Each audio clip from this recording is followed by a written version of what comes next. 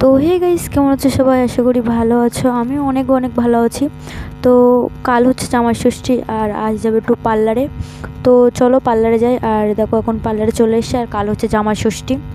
আমি আর বৌদি চলে এসেছি পার্লারে। আর বৌদি বলছে আমার দেখাস না, লজ্জা লাগছে। আর বিশেষ করে আমার এখন কোনো জায়গায় লজ্জা লাগে না। মানে আগে যখন প্রথম প্রথম ভিডিও করতাম তখন একটু একটু লজ্জা লাগতো, আর এখন আমার লাগে না। আর এই যে আমার ভুরু কাটা হয়ে গেছে, আর ওইদিকে আমার বৌদি ভুরু কাটছে। আর এখন এসছে ভুরু কাটতে। কাল হচ্ছে জামাই ষষ্ঠী, দাদার বৌদি তো যাবেই। আর আমার তো কোনো বিয়ে হলো না গো, আমি কী করে জামাই ষষ্ঠীতে যাবো? লোকে যাবে, তাই আমার দেখতে হবে।